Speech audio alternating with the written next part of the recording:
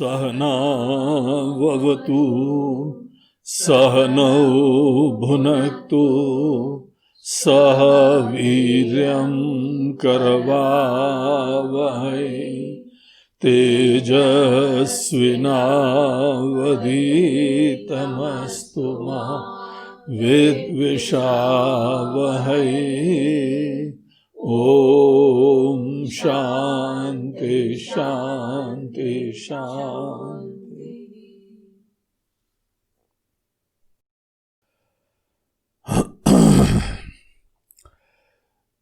तो कल हम लोग देख रहे थे कि तीसरे वरदान का चिंतन चालू होता है, उपदेश चालू होता है। तो यहां पर यमराज जी नचिकेता को बताते हैं कि हे नचिकेता, जो तुम्हारा ये प्रश्न था, जिस वस्तु के बारे में था, तो पहला तो हमारा ये उत्तर समझो कि अस्ति नास्ति वाक्य बारे में जो तुमने पूछा था, एक स्पष्ट रूप से यहां पे निश्चय कर लो कि अस्ति जीव के पूर्व में एक दिव्य सत्ता होती है। जिस सत्ता से यह जीव बना, ये जगत बना, इनफैक्ट जिस सत्ता से ईश्वर ने भी अपना रोल धारण करा। ईश्वर भी उपहित चेतना है, जीव भी उपहित चेतना है। तो ये दोनों, और जगत भी उपहित चेतना है। जीव, जगत, ईश्वर, ये तीनों एक अखंड चेतना, अनंत चेतना, दिव्य चेतना, उसके उपहित प्रस्तुति है। जैसे एक बिजली है तो कहीं पे छोटा बल्ब है, कहीं बड़ा बल्ब है, कहीं पंखा है, कहीं हीटर है। ये उपाधियां हैं, इक्विपमेंट्स हैं।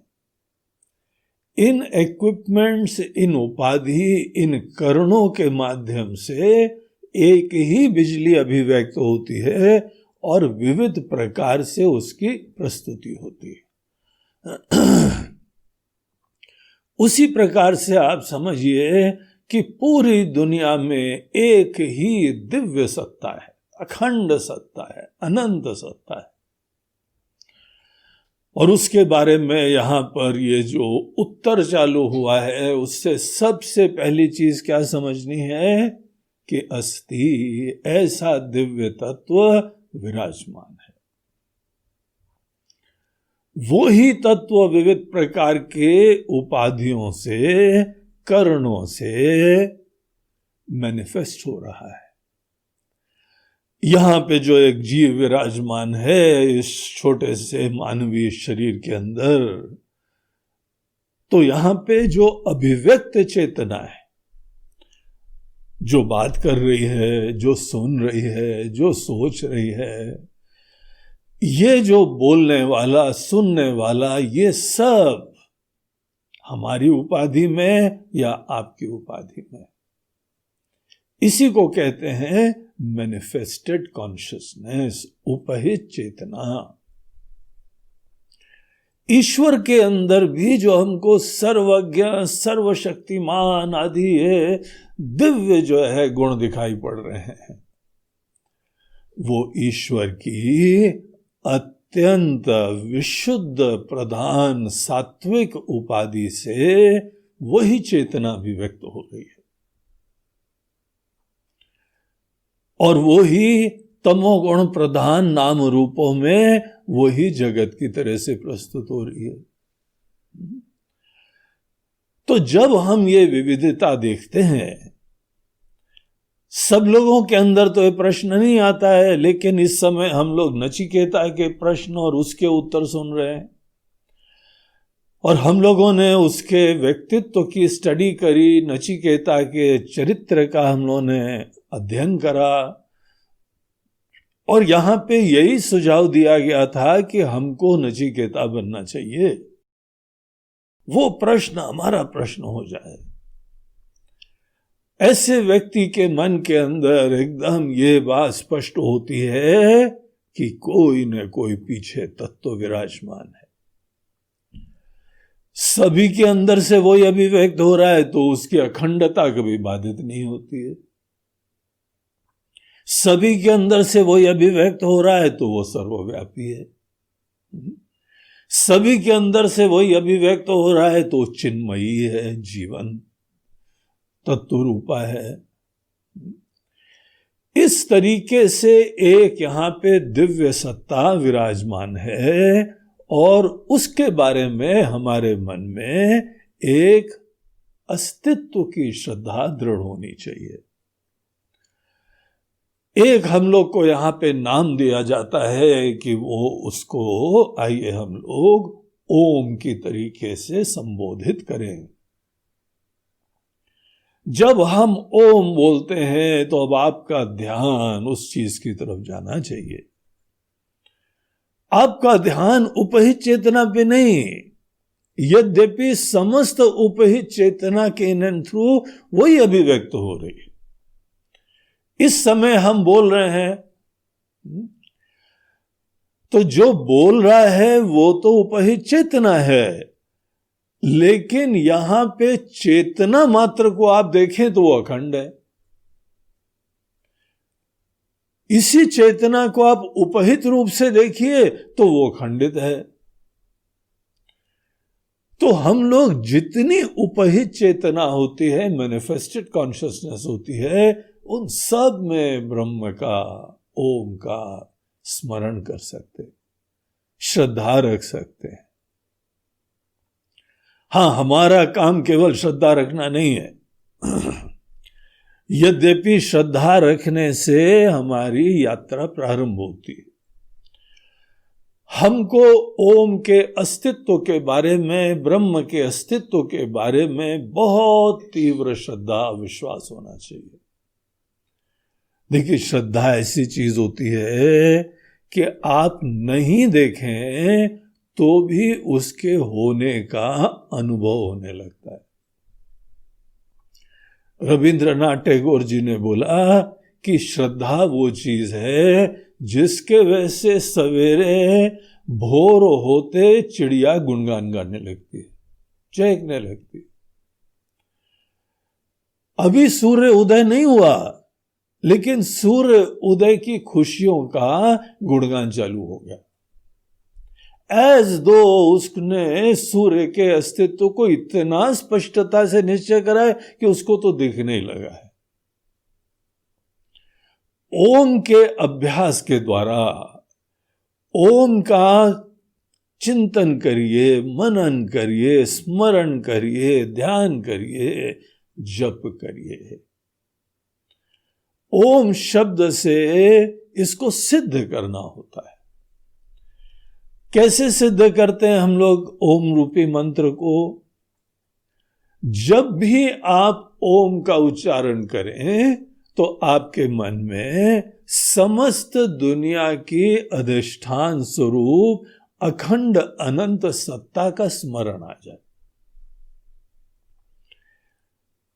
अगर मन के अंदर श्रद्धा उत्पन्न हो गई तो आगे उसकी चर्चा हो जाएगी, तो आपको पता लगेगा किसकी बात हो रही है। केवल हमारे मन के अंदर एक ब्रह्म के अस्तित्व की श्रद्धा ही नहीं, उसके प्रति बहुत आदर, भक्ति भाव, रेवरेंस होना चाहिए, आदर होना चाहिए। आदर पूर्वक स्मरण करने की जरूरत होती है। तो इस तरीके से ये हम लोगों को यहां पे आलंबन दिया गया और इसके अंदर हमको बताया कि ये आलंबन जो है बहुत ही श्रेष्ठ है। यद्यपि आलंबन है, यद्यपि नाम है, लेकिन यहां पे जो हम लोगों को 17वें मंत्र में बताया गया उसमें बोलते हैं एतद आलंबनम श्रेष्ठम, एतद आलंबनम परम। ये इतना अद्भुत मंत्र है कि साक्षात ब्रह्म है ये। और इसीलिए अगर आप केवल ओम का अध्ययन करेंगे, चिंतन करेंगे, ओम के अंदर निहित रहस्यों को जानेंगे, तो आप ब्रह्म को जान जाएंगे। यह आशय यहां पे कितनी सुंदर बात है। यद्यपि आज हमारे लिए ब्रह्म सीधे ग्राह्य नहीं है, लेकिन धन्य है ये ओम। ओम के ऊपर आप चिंतन करेंगे तो ब्रह्म का ज्ञान हो जाएगा। यही शास्त्र के श्रोत्रियत्व का लक्षण है। अग्राह्य को भी ग्राह्य बना देने की विद्या है ये। तो इसकी यहां पे स्तुति करी गई और आपने ये श्रवण कर लिया, उसके बाद आपको भी इसकी स्तुति करनी चाहिए। खूब ही रमिए, उठते बैठते सोते जागते मन के अंदर ओम का गुंजन होता रहे। आपको पता है, हमारे वैज्ञानिक लोग भी बोलते हैं कि जिस समय सृष्टि प्रारंभ हुई तो ओम का जो है वो शब्द का उच्चारण हुआ। और एक सज्जन ने तो सूर्य के अंदर की आवाजों को रिकॉर्ड करा। आजकल बड़े अद्भुत उपकरण आ गए हैं वैज्ञानिकों के पास। इतनी दूर रॉकेट चला जाता है, वहां से बातचीत करते हैं, वहां से फोटो आ जाती है।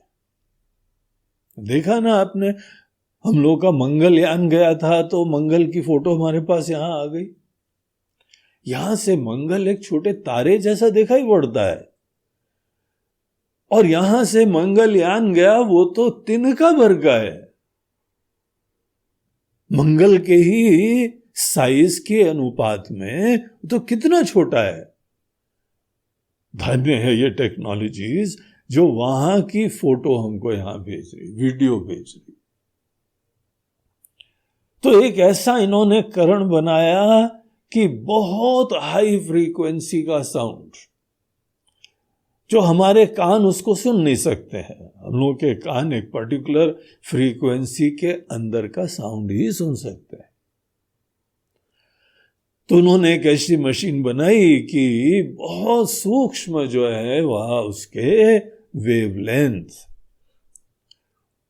उसको बनाया, और फिर सूर्य की तरफ उसको मोड़ा, रॉकेट से उसको आगे भेजा, और सूर्य के अंदर की आवाजें उनको सुनाई पड़ी। और समस्त वेदों के प्रति श्रद्धा रखने वाले गर्वान्वित होंगे, प्रफुल्लित होंगे ये जान के कि सतत सूर्य देवता के अंदर से ओम का ही उच्चारण हो रहा है। ये हम नहीं कह रहे, ये नास्तिक वैज्ञानिक लोग कह रहे हैं। सतत जो है ओम का उसके अंदर उच्चारण चल रहा है। सृष्टि के प्रारंभ में भी हमारे शास्त्र भी बोलते हैं कि सबसे पहले ओम। हमारे समस्त अक्षरमाला ओम के अंदर पूरा समा जाते हैं। अ से प्रारंभ होता है, उ मध्य में रहता है, म अंत में आता है।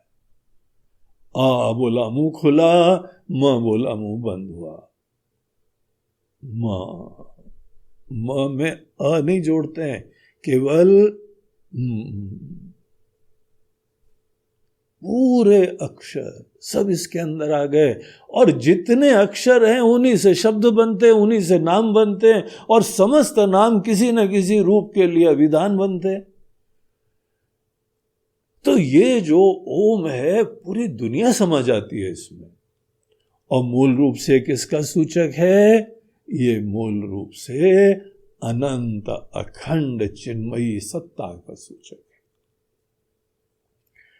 तो उसके बारे में हमको शुरुआत के 3 मंत्रों में संकेत करा गया। अब अगले मंत्र में हमको इसका कुछ लक्षण प्रदान करते हैं। तो 18वां मंत्र हम लोग देखें। न जायते म्रियते वा विपश्चित् नायं कुतश्चिन्न बभूव कश्चित् अजो नित्यः शाश्वतोऽयं पुराणो न हन्यते हन्यमाने शरीरे। तो बोलते हैं ये जो तत्व है जो अखंड है, क्योंकि सबको व्याप्त करता है, समस्त विविधता की उत्पत्ति से पूर्व में था, इसीलिए अनंत है, एक है। बाकी जितने नाम रूप उत्पन्न होते हैं, जो भी उत्पन्न होता है उसका थोड़े दिन बाद विनाश होता है। जातस्य ही ध्रुवो मृत्यु ध्रुवम जन्म अमृतस्य च। गीता हमको बताती है और हमारी लॉजिक हमको बताती है, कॉमन सेंस हमको बताता है कि जिस चीज का भी जन्म होता है वो एक पर्टिकुलर साइकिल के थ्रू जाता है, धीमे धीमे बड़ा होता है, पूर्ण चरम सीमा को प्राप्त होता है, फिर धीमे धीमे क्षय होता है, उसके बाद वो उसका विनाश हो जाता है। ये वेव फॉर्म में पूरे समस्त नाम रूपों की कहानियां हैं। किसकी कहानी? जिसका जन्म हुआ। लेकिन जिसका जन्म नहीं हुआ, जो सबकी जन्म से पूर्व में विराजमान था, उसके क्या लक्षण होंगे? देखिए, यद्यपि हमको आंखों से नहीं दिख रहा है, लेकिन हमारे शास्त्र उसके लिए प्रमाण है, और शास्त्र के द्वारा प्रतिपादित सिद्धांत के ऊपर हम अनुकूल चिंतन करते हुए उन शास्त्र के अनुरूप युक्तियों का भी आश्रय लेते हुए अपने अंदर उसका निश्चय कर लेते हैं वो कैसा तत्व है। तो उसके बारे में ये बोलते हैं कि न जायते म्रियते वा, इसका कोई जन्म नहीं होता है, क्योंकि समस्त चीजों के जन्म से पूर्व में विराजमान है। उस समय किसी का जन्म ही नहीं हुआ, ये आदि तत्व है। और क्योंकि इसका जन्म नहीं हुआ, इसीलिए न म्रियते, इसका कभी मरण नहीं होता है। ये बात हमको इसी ब्रह्म स्वरूप तत्व के बारे में अपने अंदर निश्चय करना चाहिए। जो ओम से सूचित ये ब्रह्म तत्व है, ये सृष्टि के पूर्व में भी था, अभी भी है, सदैव रहेगा। यही सत्य है दुनिया का। सत्य उसी को कहते हैं जो काल के परिवर्तन से नष्ट नहीं होता है, वो सत्य है। त्रिकाले अपि तिष्ठति, तीनों काल में, भूतकाल में भी, वर्तमान में भी, भविष्य में भी। जो जो चीजों का जन्म हुआ है वो चीजें सब खत्म हो जाएंगी। बड़ी दिव्य से दिव्य चीज है। अनेकों हमारे आचार्य लोग हैं, हमारे ऋषि लोग हैं, हमारे यहाँ देश के बड़े महान स्वतंत्रता सेनानी लोग हैं, अभी भी जो है बड़े साहित्यकार लोग हैं, कवि लोग हैं, बड़े अच्छे अच्छे लोग हैं, दिव्य लोग हैं, जो हमारे जीवन को धन्य करते हैं। शंकराचार्य जी, कितना उन्होंने हम लोगों को ज्ञान देने के लिए व्यवस्था करी, शास्त्र लिखे। महानता उनकी शास्त्र के ज्ञान से ही है। जो बहुत शंकराचार्य जी के भक्त हैं वो कभी पढ़ते ही नहीं है, वो खाक भक्त हैं, अंधे भक्त हैं, उपेक्षणीय लोग हैं। उनके ज्ञान का देखना चाहिए। जीवन भर की मेहनत केवल वेदांत का ज्ञान देने का है। कुछ भक्त लोग हैं, बड़े शंकराचार्य जी के भक्त हैं, आते हैं, उन्होंने बोला भाई कुछ तो पढ़ लो भाई। हाँ गुरुजी पढ़ेंगे पढ़ेंगे पढ़ेंगे। जय हो शंकराचार्य जी। ऐसा लगता है जैसे कोई पॉलिटिकल पार्टी के लोग आए हुए हैं। जय हो करने के लिए बड़ी भावना होती है। जो जिसकी जयकार कर रहे हैं उसका ज्ञान व्यान कुछ नहीं पता।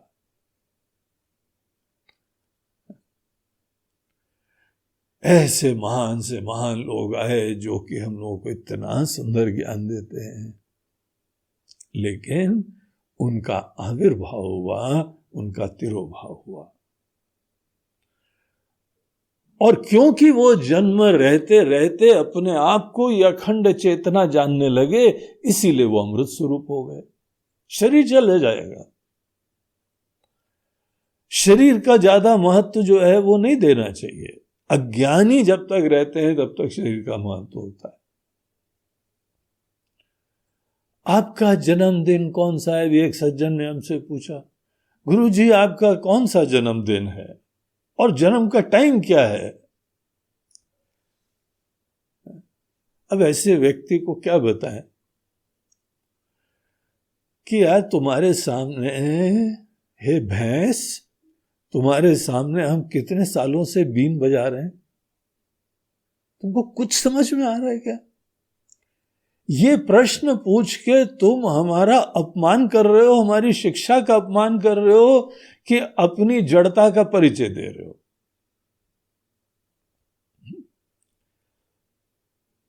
ऐसे तत्व की अवेयरनेस होना, श्रद्धा होना, जिसका जन्म नहीं हुआ, जिसका मरण नहीं होता है, शिफ्ट करो महत्व वहां पे। कम से कम हमारे जो यह परम सत्य है, ब्रह्म है, दुनिया के अधिष्ठान है, विश्वास तो दिल में बैठता जाए। तो ये जो है यहां पे इस प्रकार से सबसे पहली चीज यही समझते रहो, जितना ज्यादा आप ब्रह्म स्वरूप, ब्रह्म तत्व की न जायते म्रियते, ये दो शब्दों को आप अपने हृदय में बैठाएंगे, उतने हद तक आपकी भी देहात्म बुद्धि खत्म हो जाएगी। जिसका जन्म होता है, जिसका मरण होता है, वो हमारे लिए गौण बन जाएगा। और ये बहुत आवश्यक चीज है कि हम देह को गौण बनाए। जब तक देह को पकड़े हैं ना, तब तक संसारी रहते हैं। अनेकों लोग बोलते हैं, गुरुजी हमारा जन्मदिन है, आशीर्वाद दीजिए। सोचिए हमको कैसा लगता होगा। हम पूरी कोशिश कर रहे हैं ये दिखाने के लिए तुम्हारा कोई जन्मदिन नहीं है। वो वाकई मुंह फट होके हमसे बोलता है, गुरुजी हमारा जन्मदिन है, आशीर्वाद दीजिए। अपने अंदर देहात्म बुद्धि होती है। हम खुद अपने आप को जब देह समझते हैं तो सबको देह समझते हैं। और जब तक हम अपने आप को देह समझते हैं, देह का उम्र, देह के विकार, देह की इच्छाएं सब उस व्यक्ति के अंदर स्वाभाविक होती है। क्या आपको सही में जगना है नचिकेता की तरीके से? बार बार ये मन के अंदर बात लाओ, सैकड़ों जन्मों से देह के साथ हमारा संबंध बना हुआ है। जो जन्म मरणवान है उससे हमारा संबंध बना हुआ है। हम अगर इससे मुक्त होना चाहते हैं तो सबसे पहले ऐसे ब्रह्म स्वरूप तत्व जिसका जन्म मरण नहीं होता है, उसका महत्व, उसका विश्वास, उसके प्रति भक्ति, ये मन के अंदर बढ़ाना बहुत आवश्यक होता है। ब्रह्म चिंतन करिए, एक ऐसा तत्व है ओम, जिसका जन्म मरण नहीं होता। विपश्चित, जो विवेकी लोग हैं वो इस चीज को समझें। इसके लिए बुद्धि चाहिए। इसीलिए तो यहां नचिकेता की बुद्धि की स्तुति करी जा रही थी। नचिकेता धन्य हो यार, तुम विचार पूर्वक तुमने सब चीजों को त्याग दिया है। तो हमको बुद्धि जगानी चाहिए, सदैव बुद्धि को सारथी बनाना है। सदैव जो उचित है उसका आश्रय लेना है। न जायते म्रियते वा विपश्चित नायं कुतश्चिन्न बभूव कश्चित। ये बभूव मतलब कोई चीज जब बनती है, जन्मती है, तो बोलते हैं अयम, ये जो तत्व है, न अयम कुतश्चित बभूव, ये किसी अन्य कारण का कार्य नहीं है। जब कोई कार्य किसी न किसी अन्य कारण से जन्मा है, तब कहते हैं कि ये कुतश्चित बभूव, ये किसी से जन्मा है। लेकिन यहां पे ब्रह्म के बारे में हमको एनलाइटन करते हुए बताते हैं न अयम कुतश्चित बभूव, ये किसी से नहीं बना है। अर्थात हे नचिकेता, तुम्हारे अंदर प्रश्न था ना कि कार्य कारण से परे कौन होता है? कृता कृतात, कृत और अकृत से अन्यत्र क्या चीज है, ये तुम्हारा प्रश्न था। यही यहां पे उत्तर है। अयम यह न कुतश्चित बभूव न कश्चित बभूव, कहीं से और किसी से, ये न कहीं से आया है न किसी से आया है। ये शाश्वत सत्ता है, ये दुनिया की सत्य सत्ता है। अभी देखिए, शुरुआत में ये ज्ञान जो है ना हमारा परोक्ष होगा, इंटेलेक्चुअल एप्रिसिएशन होगा, और इंटेलेक्चुअल एप्रिसिएशन ये बौद्धिक निश्चय, श्रद्धा, इसके प्रति मूल्य, ये पहला कदम है। इस ज्ञान के बाद दूसरा कदम होता है जिसको बोलते हैं विज्ञान। विज्ञान होता है इसी में जग जाना, इसका साक्षात्कार कर लेना। जो व्यक्ति को ज्ञान स्पष्टता से प्राप्त होता है उसी के लिए विज्ञान का द्वार खुलता है, और बहुत ही एक सूक्ष्म तरीका होता है उसको जानने का। तो इसीलिए ये बात, इसके बारे में निश्चय कर लो कि यह कालातीत है, कार्य कारण से रहित है। हम ये बता रहे थे कि जितने वैज्ञानिक लोग हैं कार्य कारण के सिस्टम के ऊपर ही चलते हैं। अगर कोई चीज है, इसका कारण होगा, इसका कारण होगा, ये इसका कारण होगा। इसीलिए सूक्ष्म से सूक्ष्म धरातल तक चले जाते हैं। ये जब ब्रह्म की तरफ कोई आता है, ब्रह्म की धरातल तक आता है, जो भी दुनिया का सत्य होगा उस सत्य का यही लक्षण होगा, नायम कुतश्चिन्न बभूव कश्चित, ये न किसी से और कहीं से उत्पन्न होता है। तो कैसा है महाराज ये? अजो नित्य शाश्वतो यम पुराणः, ये ब्रह्म के अनेकानेक लक्षण हैं। ब्रह्म का परिचय है, इसका कोई जन्म नहीं, अजह है। जिसका जन्म नहीं होता है, जन्म की संभावनाएं, इसका निषेध हो रहा है। देखिए, जहां जहां ये दो शब्द आते हैं ना कि न जायते न म्रियते, ये हर नाम रूप के 6 विकार होते हैं। जन्म से लेके मरण तक जो फेजेस होते हैं वो 6 विकार कहे जाते हैं, 6 स्टेजेस होते हैं। ये फर्स्ट और लास्ट विकार जब चर्चा करते हैं तो बीच के अपने आप इंप्लाइड हो जाते हैं। मूल रूप से आशय ये होता है कि ये जो भी ब्रह्म स्वरूप तत्व है, अनलाइक के हम लोग का शरीर, अनलाइक के जीव, इसमें कोई षड विकार नहीं होते। शाश्वत तत्व है, टाइमलेस तत्व है, यही एकमात्र सत्य है। और इंटरेस्टिंग बात यह है कि यही हमारे ईश्वर का, भगवान की आत्मा है।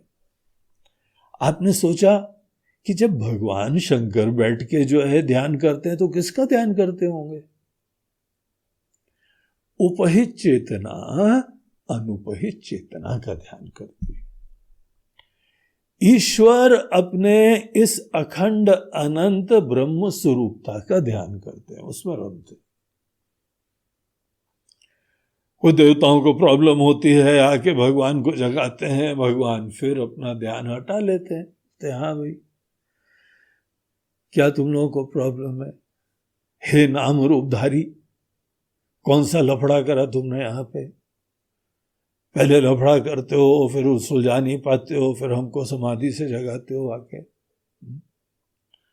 चलो तो ठीक है, हमने अपनी ब्रह्म स्वरूपता की विशिष्ट वृत्ति को किनारे कर दिया। एनीवे, वो रहस्य कुछ और सूक्ष्म है, लेकिन मूल रूप से बात यही है कि ईश्वर जो है अपनी ब्रह्म स्वरूपता में रमते। मूल रूप से ईश्वर हर उपहित चेतना मूल रूप से अनुपहित चेतना है। और हम और आप इस समय छोटी सी जो है वो एलईडी लाइट टिमटिमा रही है, जुगनू, वो भी मूल रूप से अखंड अनंत चेतना है। और अपने आप को ये छोटा सा प्राणी समझ के बंद कर दें और एक न एक दिन यही अखंड अनंत चेतना जान जाए, ये हम सबके जीवन का प्रयोजन है, परम पुरुषार्थ है। ये हमारे मनीषी लोग बोलते हैं जीवन का सफलता इसी में, इस जागृति में ही मुक्ति है।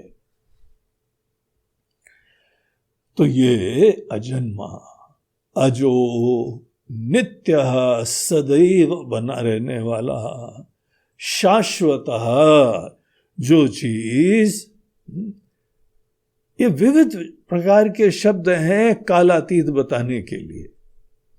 यहां पे 4 लक्षण प्रयोग हुए हैं, चारों भिन्न भिन्न प्रकार से जो है वो हमको कालातीत होने का, उसके अंदर अगर सूक्ष्म चिंतन करें तो हर शब्द से कुछ निषेध होता है।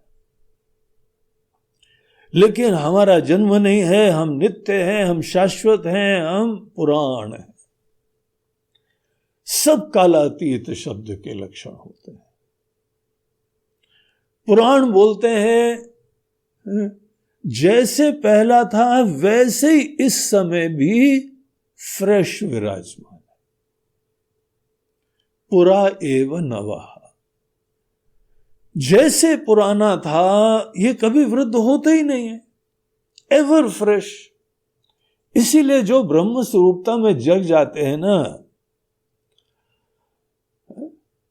बालवत फ्रेश हो जाते हैं, जीवंत तो हो जाते हैं।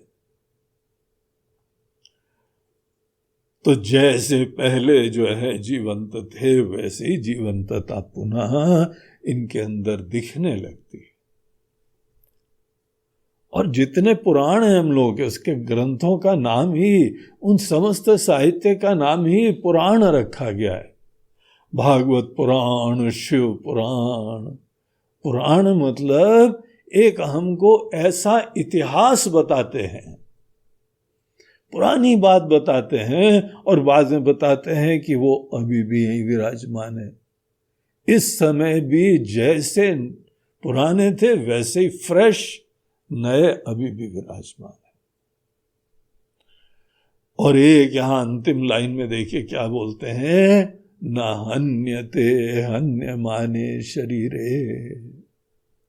क्योंकि ये अजन्मा है, क्योंकि नित्य है, क्योंकि न जायते म्रियते, क्योंकि कालातीत है। इसीलिए जब शरीर हमारा खत्म होता है, हर ऋषि का शरीर गिर गया है, हर ज्ञानी, हर आचार्य, हर संत, बड़े महापुरुष लोग थे, आके दुनिया को बड़ा अनुग्रहित करा उन्होंने, लेकिन शरीर उनका एक दिन खत्म हो जाता है। अज्ञानी आदमी क्योंकि शरीर से ही परिचय प्राप्त करता है, इसीलिए वो जन्म मरणवान रहता है। जो अपने अंदर ये चिन्मयी तत्व, ये चेतन तत्व, जो आदि तत्व, उससे अपना परिचय प्राप्त कर लेते हैं और शरीर से तादात्म्य में छोड़ देते हैं। तादात्म्य में छोड़ देते हैं मतलब ये नहीं शरीर यहां गिर जाएगा, हमारा परिचय शरीर के द्वारा नहीं प्राप्त होता है। शरीर का अस्तित्व तो प्रारब्ध कर्म से चलता है, जब प्रारब्ध कर्म खत्म होंगे उसी समय गिर जाएगा, घर के अंदर हो या बाहर हो। कोरोना के चक्कर में लोग खड़े खड़े धम्म से गिर जाते। चीन की अनेक फोटो देखी, वहां पे जब वुहान के अंदर ये फैला, समय तो कुछ भी नहीं पता था। यद्यपि ये सुनते हैं चीनियों ने ही बनाया है, उन्होंने पूरी दुनिया में उथल पुथल करने के लिए, सबकी ऊर्जा, सबकी अर्थव्यवस्था भ्रष्ट करने के लिए, अनेक यहाँ लोगों को खत्म करने के लिए उन्होंने लैब में बनाया है। बहुत सारे विद्वानों के मन के अंदर आशंका है,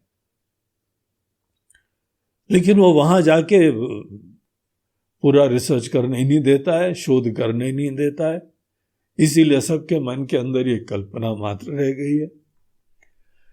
लेकिन बहुत चांसेस हैं कि उसी ने ये तिगड़म करा है। इसको बायोलॉजिकल वॉरफेयर बोलते हैं। बैक्टीरिया, वायरस के द्वारा लोगों को मारो। तो ये बड़ी पुरानी चीज है, हर देश करता है किसी न किसी रूप में। ये तो ज्यादा ही सुपर पावर बनने के लिए जो है उत्साही है, तो इसीलिए इन्होंने ऐसा बहुत तिगड़म करा हुआ है। और इनका शिकार जो है ना यूनाइटेड स्टेट्स अमेरिका था, इसीलिए वहां सबसे ज्यादा लोग मरे भी। जो भी निशाना था इनका काफी जो है वो बढ़िया चल रहा है उनके दृष्टिकोण से। ये जो रुद्रगण है ना दूसरे को मारने वाले, ये बड़े खुश हो रहे हैं, वाह वाह कितना बढ़िया, करोड़ों लोग मर गए। ऐसे भी लोग हैं।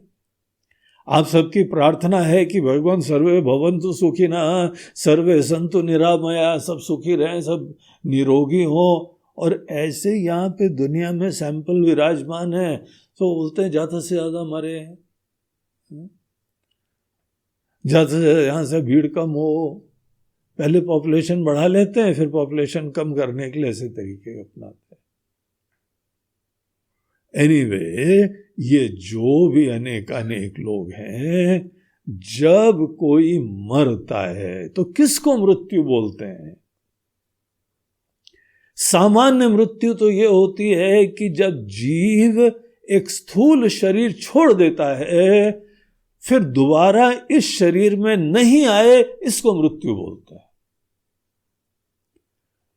जीव नहीं खत्म हुआ, लेकिन जीव का ये शरीर, ये चोला पुराना हो गया। यहां पे प्रारब्ध कर्म खत्म हो गए तो ये यहां पे घोंसला छोड़ के चिड़िया उड़ जाती है और नई जगह घोंसला बनाती है अपने कर्म के अनुसार। ये सामान्य मृत्यु होती है। लेकिन एक और मृत्यु होती है जो जीव भाव की मृत्यु होती है। एक शरीर से जीव की मृत्यु होती है और एक मृत्यु जीव भाव की होती है। जीव भाव की मृत्यु कौन होती है? जहां पे ये जो ब्रह्म स्वरूप सबकी आत्मा, जो सर्वात्मा है, हम अपने आप को उससे पहचानने लगे। और देह के साथ तादात्म्य खत्म कर दें। देह से अपना परिचय लेना बंद कर दें। अपना परिचय और बाकी का परिचय देह से मत लो। एक सज्जन ने हमको लिखा, गुरुजी आपका जो है वो जन्मदिन कौन सा है और तारीख कौन सी है? हमको चक्कर हो गया। बोला क्या चक्कर है भाई, हमने सुना है इसको ज्योतिषी की रुचि है, तो शायद कुछ हमारे शास्त्रों का अध्ययन कर रहा है वो। तो बड़ी दुविधा में हुआ है कि भेजें न भेजें। शरीर का कभी ना कभी तो जन्म हुआ है, लेकिन हम इस चीज के बारे में बताएं, इसका मतलब जिस चीज का हम सतत चिंतन कर रहे हैं, अध्ययन कर रहे हैं, निषेध कर रहे हैं, अपना परिचय इससे प्राप्त करना बंद कर रहे हैं, वो महाराज दोबारा हमको इसी की तरफ मोड़ रहे हैं। खुद ही मोहित हैं, स्वयं कंफ्यूज्ड, अन्यानपि कंफ्यूजयति, दूसरों को भी मोहित कर रहे हैं कि तुम भी देह से तादात्म्य करो, तुम भी देह से तादात्म्य करो, देह से परिचय बताओ, देह की खुशियां बताओ, देह के आनंद बताओ। ऐसे लोग अभी अधिकारी नहीं है। देह से हमारा आइडेंटिफिकेशन खत्म हो, हम अपने आप को भी देह के दृष्टिकोण से न देखें और दूसरे को भी देह के दृष्टि से न देखें। ये पाप है साधक के लिए। तो अपने अंदर जब वो मृत्यु होती है, जब हमने पूरा छोड़ दिया परिचय, तब हम यहीं पे अजन्मा हो जाते हैं। अगर हम अपने आप को जीव के दृष्टिकोण से भी माने, जब देह मरता है तो कोई नहीं मरता है, ये वैदिक दर्शन है। रोना गाना जो है उतना ठीक है कि हमारे लिए उपलब्ध नहीं होगा, हमारे लिए कोई साथी नहीं रहेगा, हमारे लिए कोई सहायक नहीं रहेगा, हमारे लिए कोई मार्गनिर्देशक नहीं रहेगा, हमारे लिए कोई करुणा निदान नहीं रहेगा, सुख दुख का साथी नहीं रहेगा। इसलिए तुमको रोना आता है, ठीक है, लेकिन उसके लिए मत रो, वो नहीं मरा है, उसने यहां से प्रयाण करा है, उसकी यात्रा आगे चली है। ये बात यहां बहुत अच्छी तरीके से बताओ, समझो। न हन्यते हन्यमाने शरीरे। ये हमारे पास किसी को मारने का लाइसेंस नहीं है। हम ले तलवार और किसी को मार दे, मतलब नहीं तो मरता ही थोड़ी है। ये हमारा अधिकार नहीं दिया जा रहा है। एक कोई डाकू आदमी, उसने श्लोक कहीं पे पढ़ लिया, गीता का भी यही श्लोक है और ये कठोपनिषद से ही लिया गया है, तो सबको मारता बोलते हैं, तुमको शर्म नहीं आती? बोलते नहीं, ना हन्यते हन्य माने शरीर है, किसी को भी मारो वो मरेगा ही नहीं। शास्त्र कहते हैं। अरे भैया, शास्त्र ये बात जरूर कहते हैं, लेकिन एक जीव को जब शरीर मिलता है तो शरीर के द्वारा उसके अंदर कुछ अनुभूतियां प्राप्त करने के प्रारब्ध हैं। इसीलिए ईश्वर ने शरीर दिया है। जब तक ईश्वर चाहें ये शरीर बना रहे, हमको कितना बुढ़ापा भी आ जाए, बीमारी भी नहीं आ जाए, ईश्वर की सृष्टि में हम हस्तक्षेप नहीं करते। हम अपनी तरफ से ये जल्दीबाजी नहीं करते जल्दी खत्म हो जाए। जब भी ये खत्म होता है, बुढ़ापे से खत्म होता है, बीमारी से खत्म होता है, अस्त्र शस्त्र से खत्म होता है, बगैर आपकी चेष्टा के ये बाहर की किसी भी घटनाक्रम से ये खत्म हो, उस समय ये निश्चय रखो कि जो जीवन तत्व इससे अभिव्यक्त हो रहा था। अब देखो, बल्ब फ्यूज हो जाए तो बिजली चली गई क्या? ये बल्ब फ्यूज हो गया, अब इस मशीन के अंदर कुछ इश्यू आ गया, प्रॉब्लम आ गया, इसीलिए ये उपाधि काम नहीं कर रही है। उसके द्वारा ये जो चेतना है, जो आत्म तत्व है, उसको कुछ नहीं होता है। इसीलिए तो बहुत बढ़िया ज्ञान है, यहां रहते रहते इसको प्राप्त करो। इस चीज को पर्याप्त महत्व तो सब लोग नहीं देते हैं, इसीलिए इस ज्ञान का आशीर्वाद नहीं मिलता है। देखिए यही बात अगले मंत्र में हमको बताते हैं। हन्ता चेन्मन्यते हन्तुम् हतश्चेन्मन्यते हतम् उभौ तौ न विजानीतो नायं हन्ति न हन्यते। देखिए यहां पे एक तो नचिकेता का प्रश्न था, मरने के बाद कुछ होता है नहीं होता, इसीलिए मृत्यु का दृष्टांत यहाँ पे और अच्छी तरह एक्सप्लेन करके बताया जा रहा है। दूसरी चीज है, सामान्यतः सब लोग मृत्यु से सबसे ज्यादा डरते हैं। अगर हम मृत्यु के इस रहस्य को समझ जाएंगे तो जीवन में किसी से नहीं डरेंगे। जो मृत्यु को एक बार सॉर्ट आउट कर लेता है, उसका रहस्य सीख जाता है, वो सही में निर्भीक होके पूर्ण होके यहां जी सकता है। जहां मृत्यु का डर आया वहां पे सब हमारी श्रद्धा वद्धा ढीली पड़ जाती है, डर जाते हैं। इसीलिए मृत्यु के एग्जाम्पल को यहां पे अनेकों दृष्टिकोण से लिया जा रहा है। बोलते हैं ये बात बड़ी गहराई से समझने की है, इसको देख लो। यही हमारा जीवन दर्शन है, यही हमारे शास्त्र का संदेश है। बोलते हैं चलो दो लोग लड़ाई के मैदान में हैं,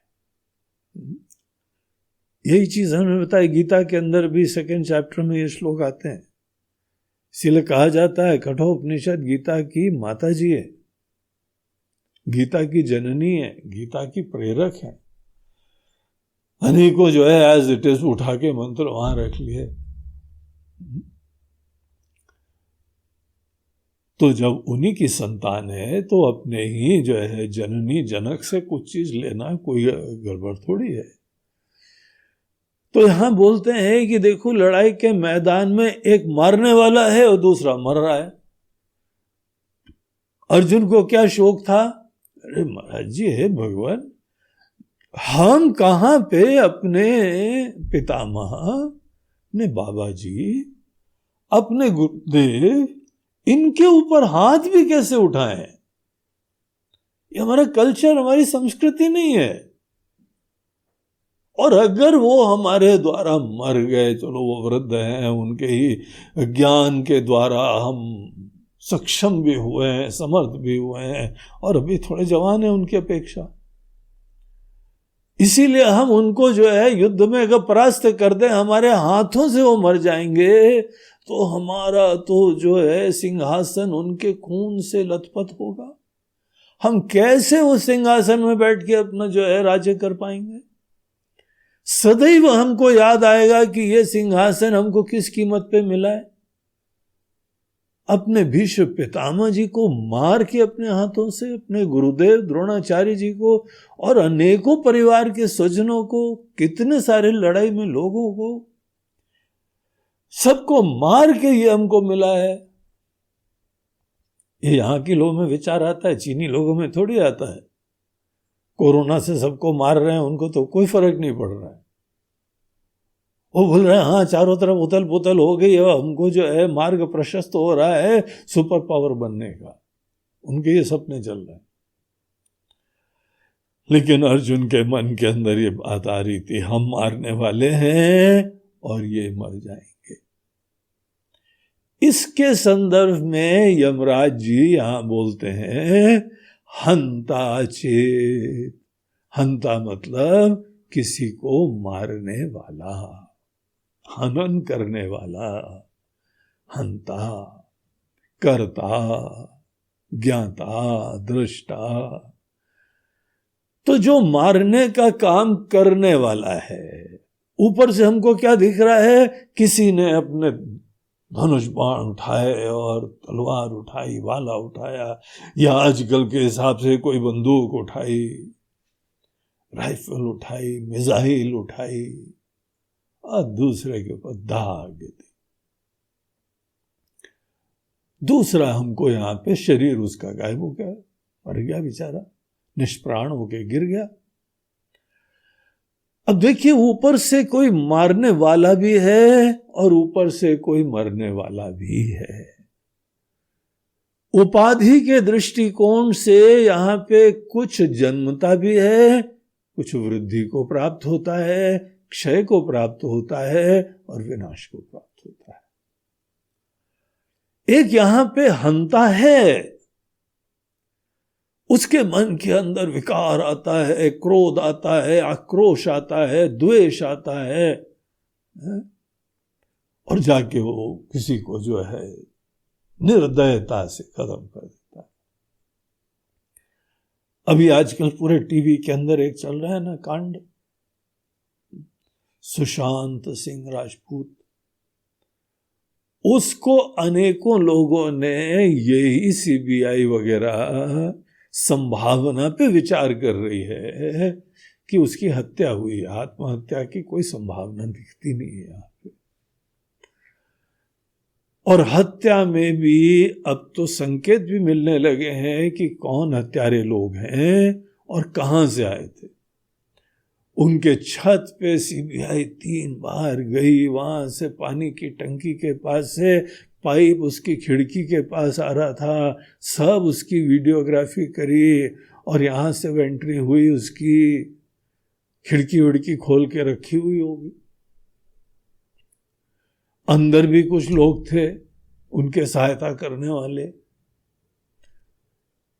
सब मिला के सुनते हैं 5-6 लोग आए, उसको पहले टेजर गन से, स्टन गन से एकदम जो है वह बेहोश सा कर दिया और फिर उसकी हत्या कर दी।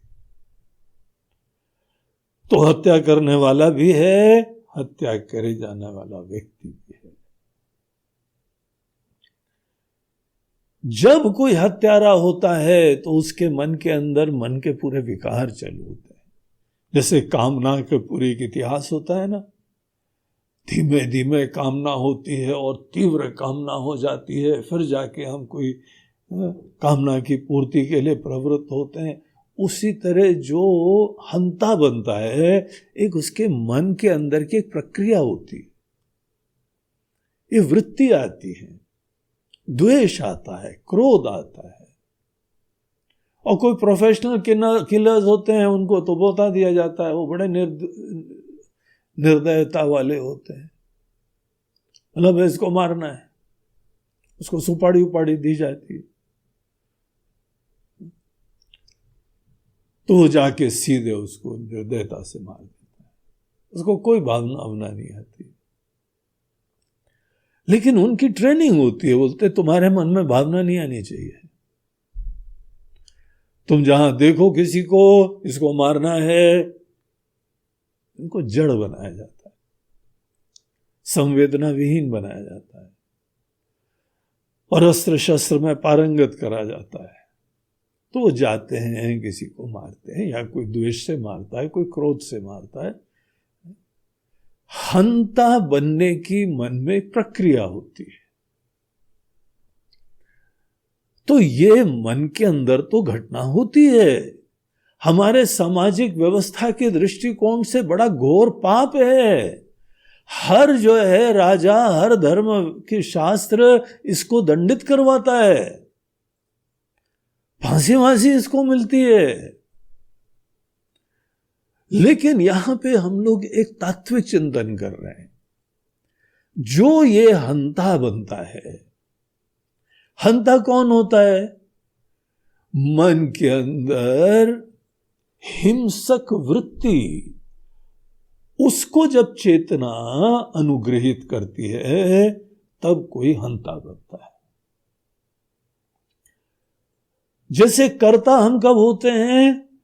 जब चेतना हमारे मन के अंदर किसी कामना की पूर्ति के लिए हमको कुछ चेष्टा करनी है, ये मन की वृत्ति को कॉन्शियसनेस ब्लेस करती है, तब हम कर्ता बन जाते हैं।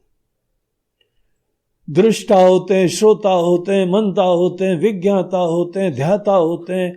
इन सब में एक तरफ से हमारे मन की एक वृत्ति होती है, दूसरी तरफ से चेतना इसको जीवंत करती है। तो जब हम लोग केवल ये मन की वृत्ति और देह को देखते हैं तो इसका विनाश हो जाता है। लेकिन और ध्यान से आप देखो, जो व्यक्ति का प्राण है, जो तत्व है, जो चेतना है, उसको कुछ नहीं होता है। चेतना करती भी नहीं है। चेतना तो मन की वृत्ति को आशीर्वाद देती है, अनुग्रहित करती है। तो इस तरीके से दृष्टि हमको विवेक प्राप्त करना चाहिए। हर कर्म के पीछे एक मन का पूरा ऑपरेशन होता है, और मन के ऑपरेशन के लिए सदैव जैसे हमको बिजली से प्लग्ड इन रहना पड़ता है। कनेक्शन हमारा चेतना से बना रहना पड़ता है। जिस चेतना से हमारा मन कार्य करता है, वो चेतना नहीं खत्म होती है। बस इतनी बात समझने की है। हमको शनै शनै अपने आप को कर्ता, भोक्ता, मनता, विज्ञाता आदि समझना बंद करना, यह हमारे विवेक और विकास का सूचक होता है। जो ज्ञानी अपने आप को कर्ता, भोक्ता, दृष्टा, मनता, हंता ये देखना बंद कर देता है, उसी को विवेकी कहते हैं। देखिए, कार्य नहीं बंद होते हैं, लेकिन हमारा फोकस उपाधि से शिफ्ट होके उस चेतना पे चला जाता है। ये हमारी चॉइस है कि हम अपने आप को ये कंडीशनड कॉन्शियसनेस, उपहित चेतना यही समझे, या हम अपने आप को वो चेतना देखें जो अनुपहित है। जब तक कोई व्यक्ति अपने आप को कर्ता, भोक्ता, मनता, विज्ञाता, हंता आदि समझता है, वो भी विवेकी नहीं हुआ है। विवेक उसको बोलते हैं जब हम अपने आप को यही जो है कर्ता, मनता आदि हम समझना बंद करते हैं। हम खुद देखें बहुत अच्छी तरीके से, हम वस्तुतः कर्ता नहीं है, हंता नहीं है। अगर कहीं पे कोई कार्य करते करते हम अपने आप को ये जानते हैं कि हम हंता नहीं है, देखो जज किसी को थोड़ी मारता है, उसके कर्म मारते हैं। किसी पापी के कर्म उसको मारते हैं ना, हम तो नहीं मारते हैं। राजा तो नहीं मारता है। हमारे सिपाही हिंदुस्तान के वो चीनियों को थोड़ी अपनी तरफ से बैठे बैठाए मारने के लिए जाते हैं। तुम यहां पे गड़बड़ करते हो तो हमको रक्षा करने के लिए काम करना है, हम नहीं मार रहे हैं। धीमे धीमे अपने ही कर्ता, भोक्ता, हंता आदि के रोल से हम आइडेंटिफिकेशन शिफ्ट करके अपना परिचय जब चेतना से प्राप्त करते हैं, ये हर कर्म में करते रहना पड़ता है, वो विवेकी है। और जो मर रहा है, कभी भी कोई घटना हो सकती है, दुर्घटना हो सकती है, बीमारी हो सकती है, बुढ़ापा होगा, एक ना एक दिन हम सब लोगों को ये मृत्यु के ही द्वार पे आना है। उस समय भी जिसके अंदर ये विवेक होगा, शरीर खत्म हो रहा है, रिश्ते नातों से दूर हो रहे हैं, घर बार प्रॉपर्टी से अब हम वंचित हो जाएंगे, आगे की यात्रा हमारी इन सब से रहित हो जाएगी। लेकिन जो जाने वाला है, जो मरने वाला है, वो कौन है, इसका रहस्य स्पष्ट हो जाए। जो करता है वही भोगता है। हम ये करने वाले और न हम करने के ऑब्जेक्ट है न सब्जेक्ट है। हम इन दोनों को अनुग्रहित करने वाली वो एक दिव्य सत्ता है, चिन्मयी सत्ता है। इसको जान लो, ये संभव है, ये मुक्ति है। यहां यमराज जी बोलते हैं कि जो आदमी अगर हंता चेत मन्यते हंतुम, हतश्चेत मन्यते हतम, जिसको मारा जा रहा है वो तो मर गए। उभौ तौ न विजानीता नायम हंति न हन्यते। अयम, जिसकी हम लोग चर्चा कर रहे हैं नचिकेता, कुछ तो जरूर मरता है, कुछ जरूर मारता है, लेकिन हम और तुम जो मूल रूप से हमारा तुम्हारा तत्व है वो इन सब चीजों से असंग अलिप्त होता है।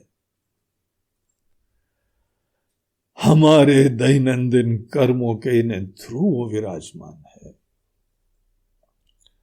जब खाते पीते उठते बैठते हैं तो यही चेतना सब चीजों को अनुग्रहित कर रही है, और वो कुछ भी नहीं कर रही, असंग अलिप्त है। उसकी छाया में ये अंतःकरण की वृत्तियां होती हैं, अनेकों प्रकार के कार्य करते हैं, प्रेरणा होती, भावना होती, ये सब कहानी खत्म हो जाएगी। तो सब जो है नचिकेता जैसे नहीं होते। नचिकेता को ये ज्ञान दिया गया, वो समझ गया, वो जग गया। हम लोगों को भी यही पूरी कोशिश करनी है कि इस पूरे संवाद से हम भी नचिकेता के पीछे खड़े होके, उसके कंधों से झांकते हुए इस उपदेश से उचित लाभ लेके खुद भी मुक्त हो जाए। तो इस तरीके से यहाँ पे जो ओम के द्वारा हमको तत्व प्रतिपादित हुआ था उसके बारे में और हमको निकट से लक्षण दिए जा रहे हैं। इसको फिर आगे हम लोग कल और कंटिन्यू करेंगे। नमः पार्वती पते हर हर महादेव। आज सर्वपित्र अमावस्या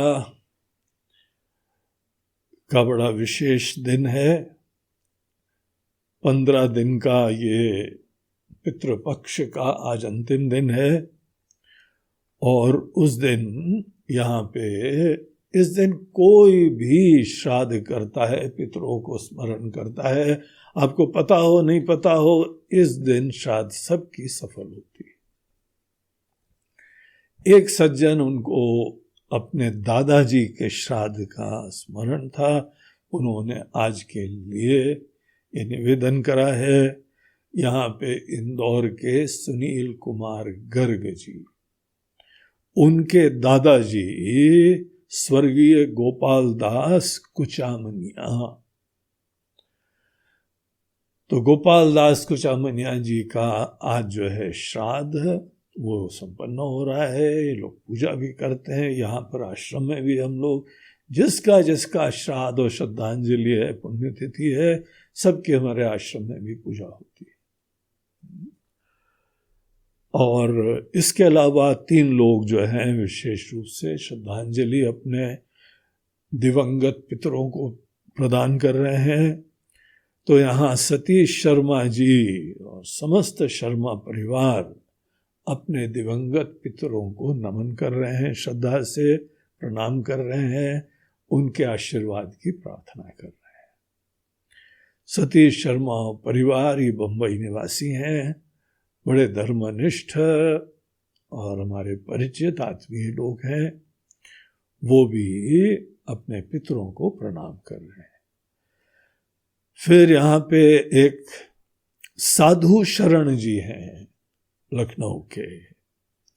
तो लखनऊ के साधु शरण जी अपने माता पिता विश्वनाथ लाल और देवराज देवी, तो ये उनके स्वर्गीय माता पिता, उनको आज श्रद्धा और आदर से प्रणाम करते हुए श्राद्ध पक्ष में उनके आशीर्वाद की प्रार्थना कर रहे हैं।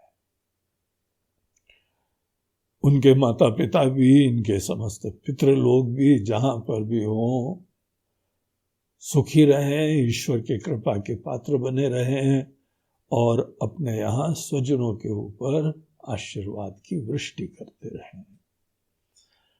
और चौथे सज्जन शेखर खन्ना जी और आशा खन्ना जी, ये भी लखनऊ निवासी हैं, बड़े भक्त लोग हैं, बड़े सरल दंपत्ति है, बड़े सेवाभावी हैं, वेदांत मिशन लखनऊ की बड़ी अच्छी सेवा करते रहते हैं, रिटायर्ड हैं लेकिन तो भी टायर्ड नहीं। तो बड़े उत्साह से लगे रहते हैं सेवा करने के लिए। वो भी अपने दिवंगत पितरों को आज इस पावन पर्व पे नमन कर रहे हैं, उनको प्रणाम कर रहे हैं और उनकी सतत पूरे परिवार पे आशीर्वाद बना रहे, इसकी प्रार्थना कर रहे हैं। हमारी भी शुभकामनाएं हैं, आपके पितृ लोग भी ईश्वर की कृपा के पात्र बने रहें, जहां पर भी हों अपने कर्म के अनुसार। यहां से जो है सबको प्रार्थना और आशीर्वाद मिलता रहे। हरि ओम, हरि ओम।